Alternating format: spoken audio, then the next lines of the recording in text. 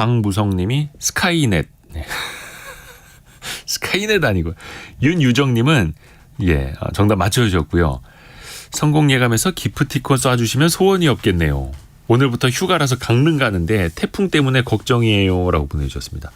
하필 참 이게 휴가철에 막 폭우 오고 조금 날씨 좀 좋아지는가 싶었더니 이제 또 태풍 오고 이게 국가 경제에도 좀 악영향을 미칠 텐데 별 피해들 없으시길 바라겠습니다. 조심히들 휴가 다녀오시고요.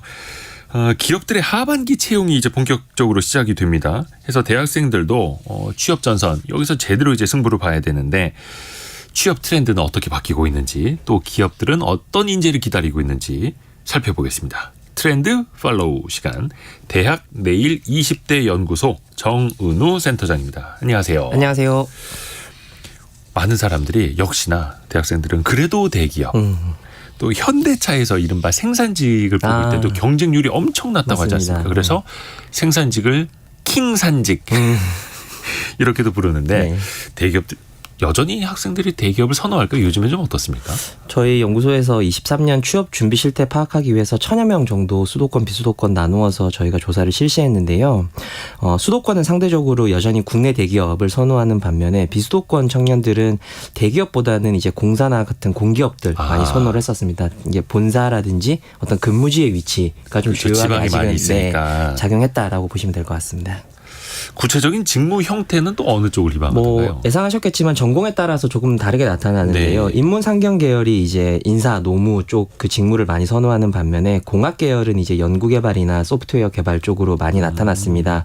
여기서 저희가 한 가지 흥미로웠던 점이 인문 계열들 같은 경우에는 청년들이 업무 강도를 많이 고려를 했는데 네. 전산공학 같은 경우에는 향후에 이 분야가 얼마나 전망이 좋으냐라고 하는 거를 따지는 경우가 많았었습니다. 그래서 어떤 해당 전공의 인재를 원하시는 그 인사 담당자분들은 홍보라든지 이런 걸 하실 때 이런 영역도 좀 세심하게 살피시면 좋을 것 같습니다. 인문 계열은 업무 강도를, 네. 전산공학 쪽은 향후의 전망을 맞습니다. 더 많이 신경을 씁니다. 그리고 또 하나가 직장을 선택을 할 때 역시 급여 수준, 네. 연봉 이거 중요하지 않습니까? 맞습니다. 입사 결정 단계에서 저희가 이제 가장 영향을 미치는 요인이 뭐냐라고 했을 때 여전히 이제 성과급과 급여 상승률이 중요하게 생각했는데 그냥 급여도 아니고 급여 상승률. 그렇죠. 네. 이제 영향도에서 상승률이 가장 높게 나타난 영역, 그러니까 영향을 끼치는 영역에서 상승도가 가장 높게 나타난 영역은 성과급이나 급여 상승률이 아니라 자신의 어떤 성장 가능성과 근무 환경이었습니다. 그래서 성장 가능성에서는 한 가지 스페셜리스트가 되기보다는 다양한 직무를 좀 넓게 배우는 제너럴리스트에서 성장을 지향하는 비율이 높게 나타났는데 요거는 이제 직무 경험을 좀 수평적으로 넓게 확장해 보려는 좀 이직의 세대라는 점이 좀 작용을 했던 것 같고요.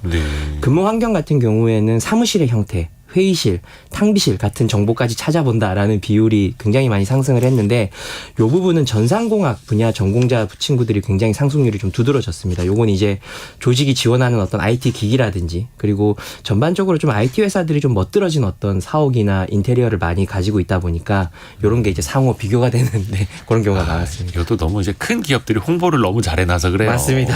내부 인테리어도 그렇고 뭐 연봉도 연봉인데 근무 환경 이거 기업들이 뭐 구글이나 어디 첨단 IT 기업처럼 다 해줄 수는 없는 거잖아요.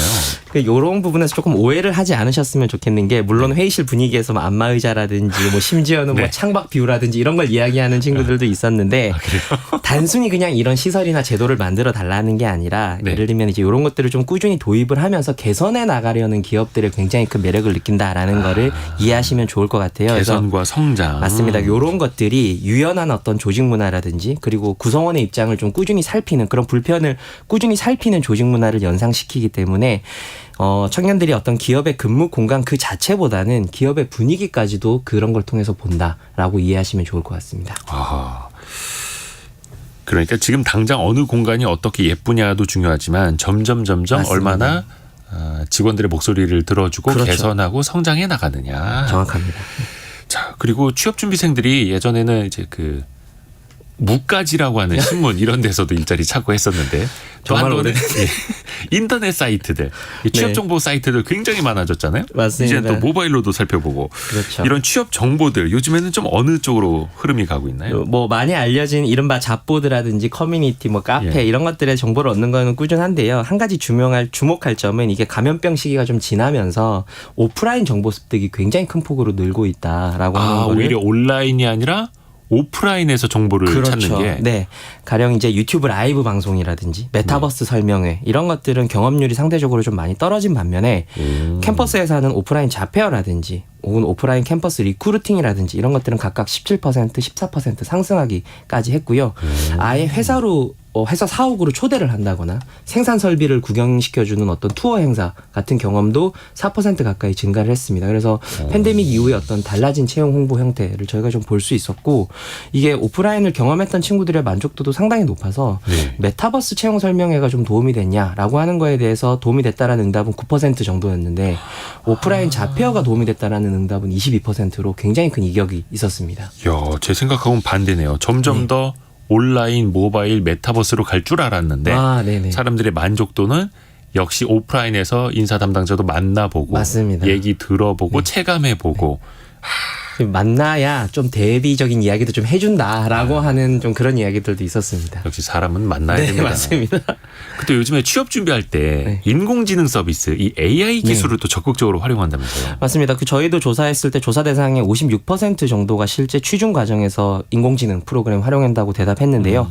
주로 이제 활용하는 분야가 이제 자소서 검토가 가장 높게 나타났고 작성까지도 도움을 받는다라고 네. 하는 게 이제 한 34% 정도 됐고 그 외에도 뭐 트렌드 서칭이라든지 시사 정보 이런 것들을 요약 활용하는데 특이했던 점은 인문학 계열 같은 경우에는 AI 프로그램을 활용해서 모의 면접 트레이닝을 해본다라고 하는 것들도 발견할 수 있었습니다. 아하. 근데 이제 자소서를 그냥 참고만 하는 게 아니라 이걸로 AI로 그냥 써줘. 네, 이런 맞습니다. 경우도 많아가지고 또 그러면 안 되죠. 이걸 또 기업에서는 걸러내야 되잖아요. 인사 담당자들은 이 사람이 이거 인공지능으로 쓴 거 아니야? 의심도 그쵸. 될 거예요.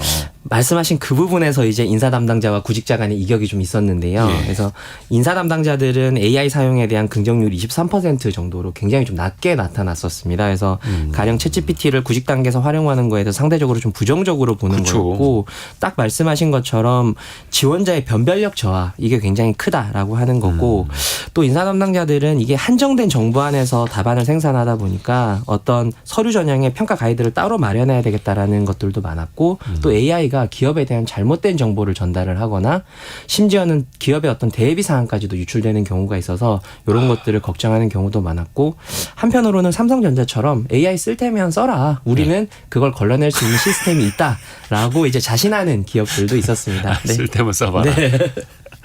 걸러내겠다. 네. 또 중요한 게 역시 이력서에 넣는 한 줄 혹은 내가 직무에 활용할 수 있는 기술들 역시 스펙 아니겠습니까? 그렇죠. 자격증 같은 거. 네. 요즘에는 이걸 어떻게 준비하나요? 취업을 위해서 내가 전공이나 학점 관리를 잘하겠다라고 하는 거는 전공 무관하게 나타나는 현상이었고요. 다만 이제 저희가 굉장히 흥미롭게 봤던 거는 영어 성적에 대한 어떤 준비 정도가 좀 큰 폭으로 떨어졌다라고 하는 게 좀 위태로웠는데 예전보다 영어에 대한 중요성을 좀 많이 맞습니다. 느끼질 않는. 작년 조사 대비해서 한 10% 가까이 가장 큰 폭으로 떨어진 게 어학 성적이었는데요. 요건 이제 올해부터 어학 성적의 인정 기간을 좀 늘려주는 기관들이 늘어나고 있는 추세와 그리고 그렇게까지 고득점은 필요 없다라고 하는 어떤 기업들의 분위기가 좀 반영된 것으로 저희는 보고 있고 그 상경 인문 계열들 같은 경우에는 대외 활동이나 공모전 같은 어떤 외부 활동을 통한 스펙 쌓기 관심도 여전히 높게 나타났었습니다. 이제는 영어에 대한 중요성이 떨어지고 있다. 번역, 통역도 이제는 기계가 다 해주니까. 그렇죠. 대외 활동 같은 거, 공모전 같은 네. 것도 많이 준비해야 되잖아요. 네, 이런 것들도 학생들도 많이 또 준비를 해야 되는 거고. 맞습니다. 대학내일 20대 연구소의 정은우 센터장과 함께 우리 또 취업 준비생들 어떻게 준비하고 있는지도 살펴봤습니다. 고맙습니다. 고맙습니다. 감사합니다. 많은 분들이 또 문자 그리고 경제상식 퀴즈 보내주고 계시는데요. 5162님이 통영으로 출장을 왔는데요. 비가 많이 내리고 바람도 불어요. KBS 재난방송 잘 듣고 있습니다. 감사합니다라고 보내주셨고요. 조용수님 1어 회화 공부하다가도 성공예감 알림이 울리면 성공예감을 듣습니다. 참 유익한 방송이고 많이 배웁니다. 67세지만 뭐든지 열심히라고. 저희가 이제 대학생들한테 취업도 준비를 했는데 60세 돼서도 이렇게 또 열심히 공부하시는 분들 계십니다. 또 저희가 성공 예감이 더 열심히 해야 됩니다. 그래서 2부에도 더 열심히 하겠습니다. 2부에서는 미래생활사전 시간에 지금 미국의 실리콘밸리의 사정이 조금씩 더 안 좋아지고 있다고 합니다. 오피스 그러니까 건물의 공실률도 드러나고 있고요. 왜 그런 건지 자세히 살펴보겠습니다. 잠시 뉴스 들으시고요. 10시 5분에 다시 돌아오겠습니다.